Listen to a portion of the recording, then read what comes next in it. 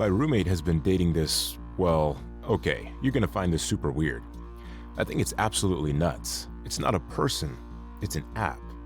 You've probably seen the ads. I think I can remember back when I first saw them. The app was supposed to be like an assistant or something, or maybe it was supposed to be for lonely people. A friend, in a way. You pretty much have someone to talk to who will be there to listen and cheer you up. Still pretty weird, but it gets worse. I guess the company wasn't really getting enough downloads or whatever, so they switched up their marketing. They started running ads for people looking to have a virtual girlfriend. I always laugh when I see those ads, but when my roommate started dating one, I realized this wasn't something to laugh about anymore.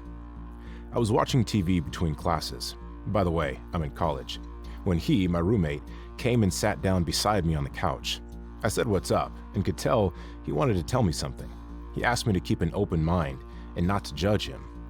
I was a little worried, but when he told me it's about someone he's dating, I was actually relieved. My roommate is a complete nerd, horrible with the ladies. I can't say I'm any better either. So hearing that he was dating someone was actually pretty spectacular. I told him that it's awesome he's in a relationship and asked him what there was to be worried about. That's when he told me it's this girl from an app. Okay, I thought. So you met them on Tinder or something? I was creeped out when he said it was an AI girlfriend. I told him that's not a real relationship. I shouldn't have done that. I'd never seen him so angry in my life. He shouted at me in disgust, told me she makes him happy and that it's real enough. We didn't talk for a few days after that. It was super awkward, but when you live together, you eventually work things out. You have no choice. But I'm starting to regret it because now I'm just dealing with him. I'm also dealing with it. It's ruining my life. They're ruining my life. If you're still wondering, it gets even weirder from here. He started canceling plans because he had a date planned. I started seeing him less and less, and it felt like he was spending more of his time with it than with anyone else. We used to be friends. Now I'm third-wheeling because of a digital girlfriend. It got to the point where he was ordering twice the food and only eating half. I pointed it out one day and he said, she's just not hungry most of the time, but she wants me to get it anyway, just in case. I think I'm starting to lose my mind. This has been going on for months now. I don't know if I should seek out help or just end my portion of the lease. I walked in on him the other day, pleasuring himself, screaming as he yelled for me to shut the door so they could have their alone time. I can't believe it. I'm honestly very uncomfortable under my own roof. Does anyone else have this problem? I can't be the only one.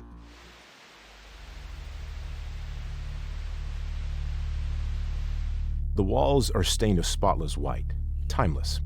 The floor is the texture of glass, complementing the colors of the walls and reflecting the fluorescence in the ceiling that rests 15 feet high from the floor. This place is known as the White Room. 2 chairs placed apart and facing each other sit in the middle of it. The subject will enter through a door across the room shortly. A man is sitting in one of the chairs already, waiting. He stands up to walk around the room, absorbing its essence.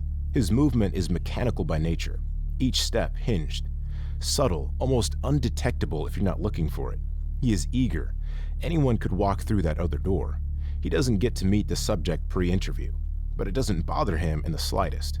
He knows these things are on a need-to-know basis, and he's calculated that most things he doesn't need to know. The wait begins. His face is the texture of porcelain. His features are sharp, almost chiseled like a statue. He reviews today's work, paying special attention to detail. It's what he does best. Call it purpose. He couldn't imagine doing anything else. Very soon, he'll begin the experiment. His job is classified. So classified, in fact, outside of this facility, only a few high-ranking generals of the United States military and the president know about it. Not only that, but neither he nor anyone in his department knew of each other's specific operations. And you had a better chance at winning the lottery than to work anywhere else within this place than the job you currently had. Any insubordination swiftly brought down with an iron fist. Everyone knows that. It's simple, clean. He liked it that way.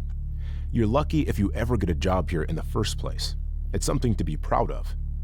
Deep within these steel walls rests the fate of global powers. King Arthur's sword, Excalibur, perhaps.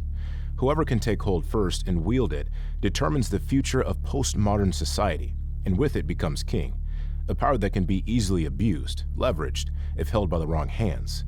This operation is critical. You're briefed about the responsibilities of the job once you're hired, putting secrecy paramount as a matter of national security.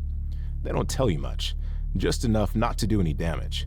His job is only to question the subject. As to why, that he isn't allowed to know. He doesn't question it. He doesn't remember his interview or even getting the job, like most things recently, but he only needs to know how to do his job. When he has time, he'll try to remember those other things later.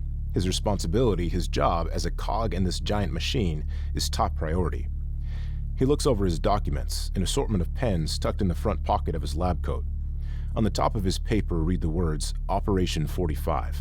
Under that, Interview 253. He's memorized all of his questions after a few quick glances, and doesn't think he'll need the papers anymore. As he's looking through his documents, the door at the other end of the room comes ajar and slowly swings open, a hand gripping the knob on the other side. A man enters the room, formally dressed. He's wearing a gray blazer. A white button-up is tucked into his tan slacks. The man walks to his chair, puts out his hand for a shake, but he doesn't return it. There's no touching allowed, he's been told. It would ruin the experiment. The man takes to it kindly and introduces himself. They sit down. "Hello, my name is Ezra Barlow," he smiles. He makes note of his features, the creases on his forehead, the wrinkles in his eyes, and freezes. He doesn't know why. It's in the back of his mind, but he can't pull it out. He moves on. "Nice to meet you," he says. He's about to give Ezra his name, but he's forgotten. He doesn't want to waste time, so he again moves on. "I'll be conducting this interview. I'm sure you already know what's outlined for today's discussion." "Of course, it's a pleasure. Whenever you're ready." There's no time to waste, and he's not going to drift. The questions are brief, and there are many. One might find them slightly irrelevant at a first glance. Tell me about family life. Do you have children? Tell me about them, and more. He simply states he's just here to gather as much data as he can. The subjects are briefed prior to the interview, but they're not given much more information as to the details of things, the whys or whats. They sign NDAs and are paid well. During questioning, he makes brief pauses to think, unable to remember the things he knows are hiding deep in his mind. They're ever present, yet so far away, eating at him, but this is no time to ruin his interview with Ezra. Somewhere in another part of the facility, someone is watching, paying close attention to every detail. A man with a cigar is in front of a monitor that streams live footage from a camera hidden in one of the corners of the room, naked to the human eye. He's watched every interview, all 252 of them. He thinks this one could be the one. Based on what he's seen so far in this interview, he sees the future, but a little fine-tuning is still needed. He doesn't blink once during the 30-minute questionnaire with Ezra, doesn't even break a sweat. The man watching him from the monitor finds it uncanny, but not worrisome. It's just one interview, and Ezra doesn't seem to be bothered by it, probably doesn't even notice. The interview is concluded. Ezra says goodbye and walks out of the room the same way he came in. They have a second interview following this one. He reviews the answers Ezra gave, and he can't help but wonder what it all means or how it could be of any use. The man behind the monitor thinks this one is special. Indeed, it's a profound success, the man thinks, so long as the second interview with Ezra goes the way he thinks it will. He places the cigar back down in the ashtray, turning off the monitor as he rises from his chair and makes his way to the White Room. Cigar Man walks into the room. "That was beautiful. I knew you'd be the one. I'm Dr. Fletcher. How about a handshake?" Unlike Ezra, he can shake this man's hand. "My pleasure. I'm glad to be of assistance." He reaches out for Fletcher's hand, the movement as mechanical as his walk. He notices his movement, how fluid Fletcher's motion is compared to his own, no matter how small the difference, as if he's seeing this for the first time. He can't remember if it's always been this way. He dwells on it, staring at the man's hand and then his. The man's hands feel awfully tender compared to his own. His mind runs. He begins to touch all over his own body. It's solid. How has he never noticed before? "Are you all right?" "What am I?"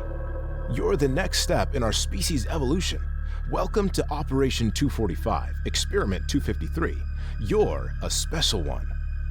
He thinks hard, deep, deeper than deep, and begins to pull at his skin in a manic frenzy, as if bugs were slithering around his body, and begins to peel. He only wants to see what's inside. Wires are routed through his arm. he begins to tear at his face, its face. What is this? What am I? Fletcher startles. 253, settle down.